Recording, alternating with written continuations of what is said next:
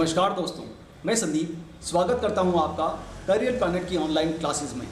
दोस्तों, आज हम एक ऐसे सब्जेक्ट के बारे में बात करने वाले हैं जो हमारे रियल लाइफ से जुड़ा हुआ है।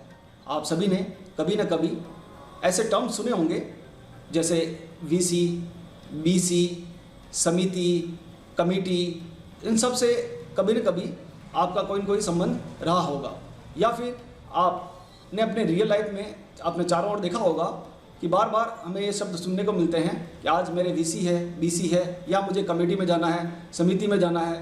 तो दोस्तों, ये क्या होती हैं, किस तरह से इनका बिजनेस मॉडल होता है, किस तरह से इनमें काम होता है और इनका अकाउंटिंग ट्रीटमेंट हम टैली के माध्यम से किस तरह से करते हैं, वो सारी जानकारी आज की वीडियो में मैं आपको देने वाला हूँ। साथ ही साथ हम ये सीखने वाले हैं कि ये SHG सेल्फ हेल्प ग्रुप क्या होता है और इसकी अकाउंटिंग हम किस तरह से करते हैं। दोस्तों, आगे बढ़ने से पहले मेरी आपसे रिक्वेस्ट है, आपसे निवेदन है कि यदि अभी तक आपने हमारे चैनल को सब्सक्राइब नहीं किया है तो प्लीज़ अभी कर लीजिए। सबसे पहले हम शुरुआत करते हैं इन सारे टर्म्स को समझने से कि वास्तव में वीसी क्या होता है और बीसी क्या होता है। बहुत सारे लोग कहते हैं वीसी और बहुत सारे लोग कहते हैं बीसी। तो वीसी जो शब्द है उसका सीधा सा मीनिंग होता है वॉलंटरी कॉन्ट्रीब्यूशन।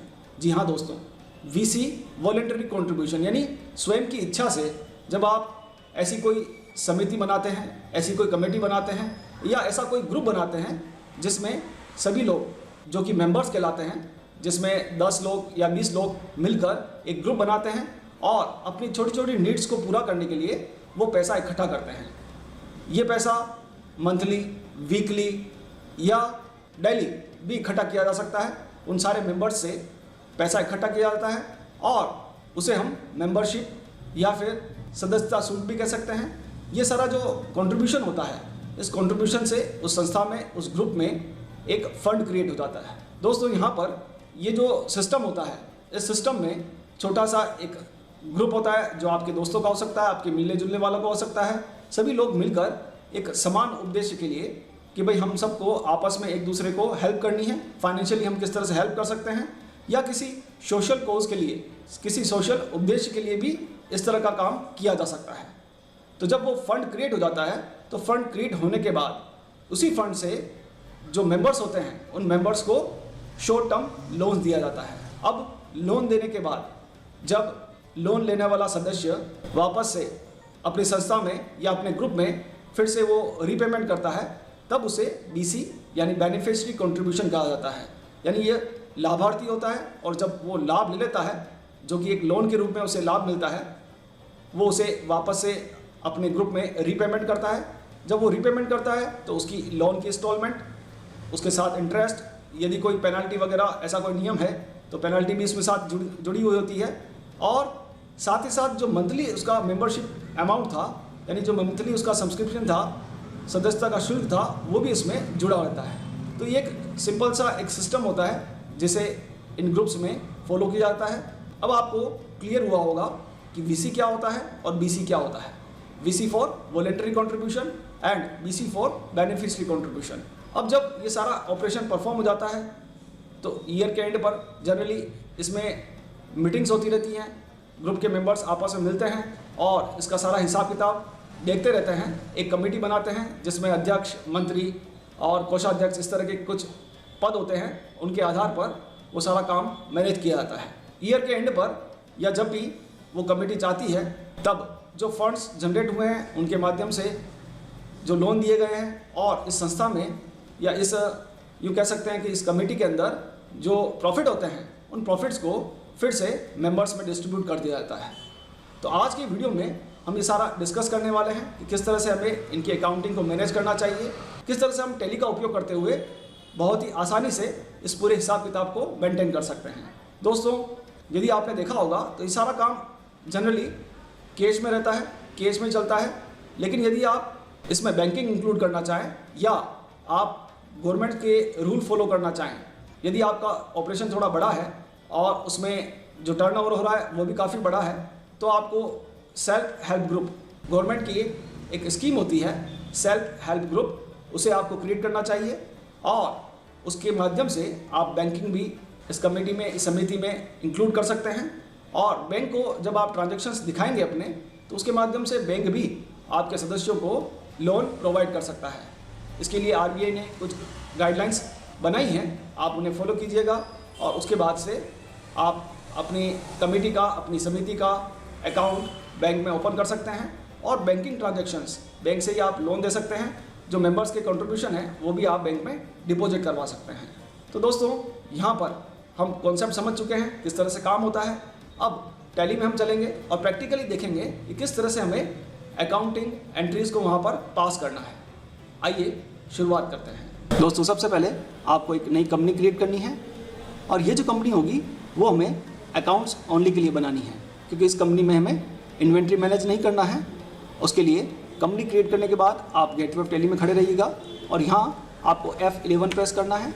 F11 में आपको जो पहला ऑप्शन दिखाई देगा अकाउंटिंग फीचर्स, इसमें आप जाइएगा और इस ऑप्शन में जो पहला आपको फिर से ऑप्शन दिखाई दे रहा है मेंटेन अकाउंट्स ओनली, इस ऑप्शन को हमें यस कर देना है ताकि हमारी इस कंपनी में केवल अकाउंट्स ही मेंटेन हो।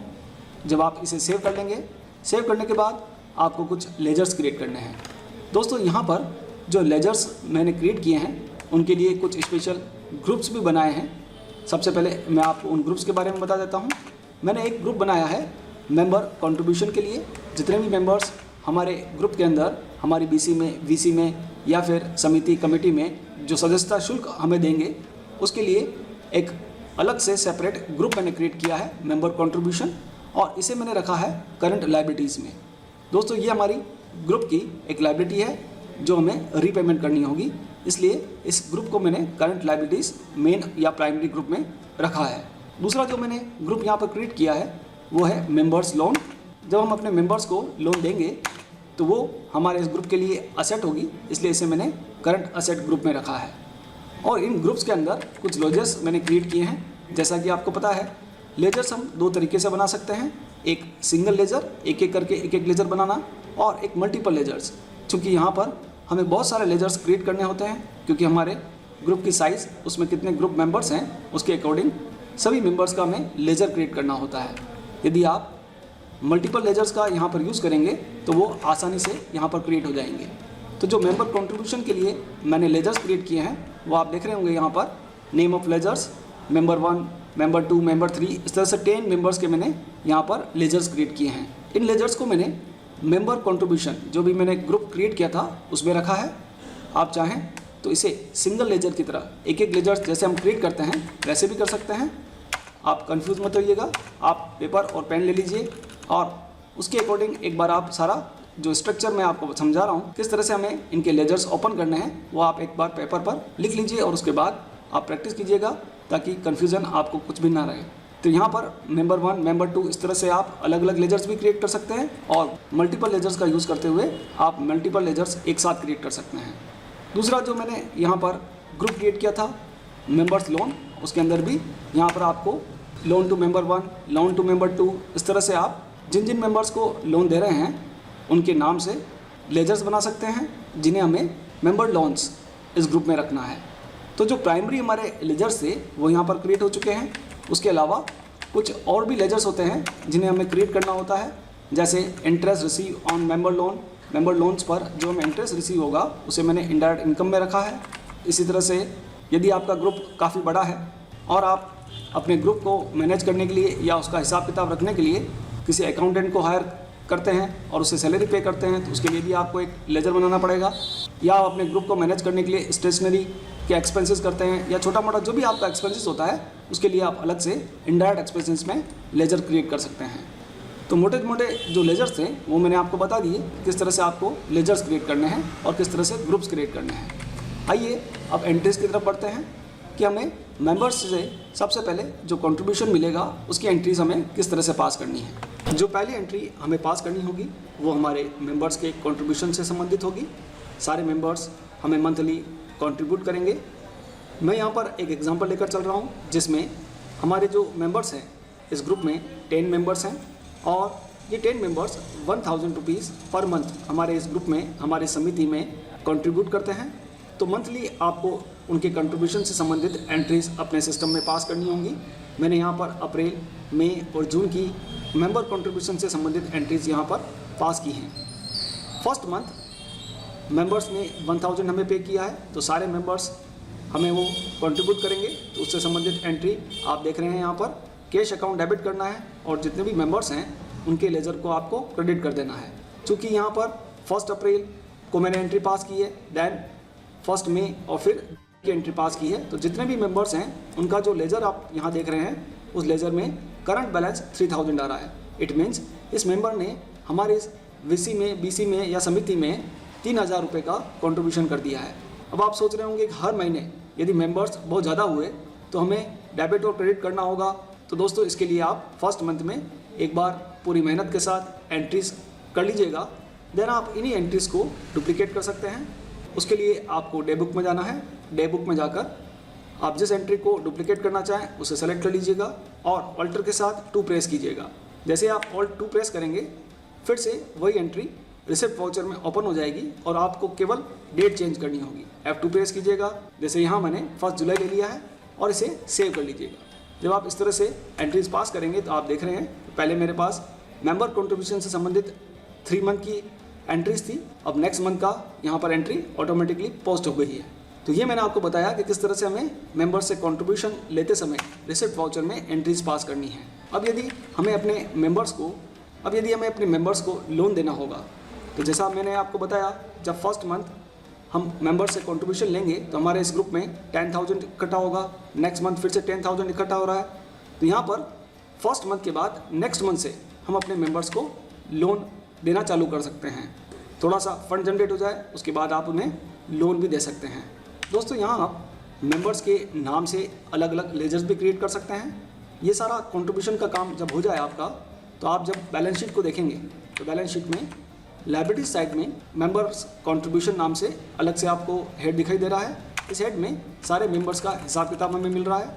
मेंबर 8 ने अभी तक कितना कंट्रीब्यूट किया है, मेंबर 7 ने कितना किया है, मेंबर 1 ने कितना किया है, यहाँ से हम सारा देख सकते हैं। नेक्स्ट मंथ से जब आप अपने मेंबर्स को लोन देंगे तो आपको अपनी बैलेंस शीट में वो भी दिखाई देने लगेगा मेंबर्स लोन। आपको जस्ट मैं एजुकेशन पॉइंट ऑफ व्यू से बता रहा हूँ कि मान लीजिए हमने मेंबर 1 को लोन दिया है तो आप देखेंगे कि 1 मई मंथ में हमने उसे लोन इशू किया 10,000 का। तो आपको पेमेंट वाउचर में एंट्री करनी है लोन टू मेंबर 1, उसे डेबिट कीजिएगा और कैश को क्रेडिट करते हुए इस एंट्री को पोस्ट कर लीजिएगा। जब वो मई मंथ के बाद जून मंथ से लोन की किस्त चुकाएगा, इंस्टॉलमेंट चुकाएगा, तो उसके साथ आपको इंटरेस्ट भी मिलेगा जो कि रिसिप्ट वाउचर में आपको एंट्री पोस्ट करनी है। कैश अकाउंट डेबिट कर लीजिएगा और जो लोन टू मेंबर 1 वाला लेजर था उसे आपको क्रेडिट करना है और इंटरेस्ट की जो इनकम है उसे भी आपको क्रेडिट करते हुए इस एंट्री को पोस्ट करनी है। यहाँ पर हम एज्यूम कर रहे हैं कि मेंबर्स जब लोन ले लेगा तो उसके बाद वो 1,000 रुपये किस्त के चुकाएगा, 200 रुपये उस पर इंटरेस्ट पे करेगा और 1,200 रुपीज़ हमें रिसीव होगा। तो इस तरह से आप मेंबर 1, मेंबर 2 सभी का हिसाब किताब रख सकते हैं। आप यहाँ देख रहे होंगे 10,000 उसको हमने लोन पे किया और उसके बाद उसने इंस्टॉलमेंट के फॉर्म में 1,000 हमें रीपेमेंट किया है।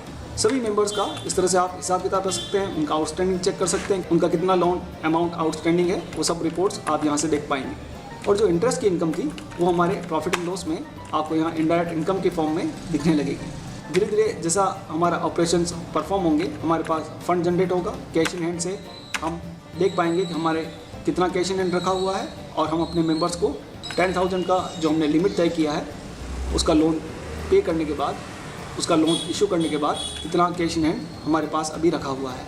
अब जैसे जैसे ये काम हमारा आगे बढ़ेगा तो कुछ एक्सपेंसेस भी आएंगे, जैसे आपको स्टेशनरी का एक्सपेंसेस करना होगा, हो सकता है आपको कोई कन्वेंस का, ट्रैवल का एक्सपेंस बुक करना हो, वो भी आपको यहाँ पर बुक करने होंगे। कुछ एक्सपेंसेस की एंट्रीज अब मैं यहाँ पर पास कर देता हूँ।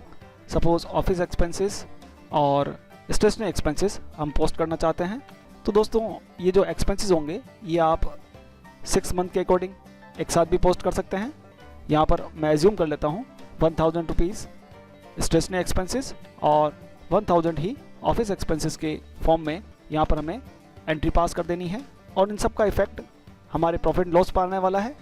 जब ये सारे ऑपरेशन हो जाएंगे या साल का एंड जब होगा तो हमें अपने सारे मेंबर्स को प्रॉफिट भी डिस्ट्रीब्यूट करना होगा। उससे पहले मैं साल भर की एंट्रीज़ पहले पोस्ट कर लेता हूँ और आपको एक बार दिखा देता हूँ। सभी एंट्रीज़ 1 अप्रैल से लेकर मार्च तक पोस्ट कर लेने के बाद यदि आप बैलेंस शीट देखेंगे तो मेंबर का जो कंट्रीब्यूशन है वो सभी मेंबर्स का 12,000 हो चुका है। सारे मेंबर्स ने 12-12 हज़ार रुपये इस फंड में कंट्रीब्यूट किया है और उसके थ्रू हमने अपने मेंबर्स को लोन दिया है। अभी जो लोन आउटस्टैंडिंग है मार्च में, उसकी रिपोर्ट आप यहाँ देख रहे हैं। हमारा मेंबर 1 जो था उसका लोन उसने अपने लोन को रीपेमेंट कर दिया है, इसलिए उसका रिपोर्ट आप यहाँ नहीं देख पाएंगे। और बाकी सारे मेंबर जिनका जितना अमाउंट आउटस्टैंडिंग है वो सारा अमाउंट हमें इस रिपोर्ट में दिखाई दे रहा है। और कैश इन हैंड जो भी हमारे पास रखा हुआ है वो 84,000 है। मार्च मंथ में हमने कोई भी लोन इशू नहीं किया है। जो इंटरेस्ट की हमारी इनकम हुई है वो इनकम हमें प्रॉफिट एंड लॉस में दिखाई देगी।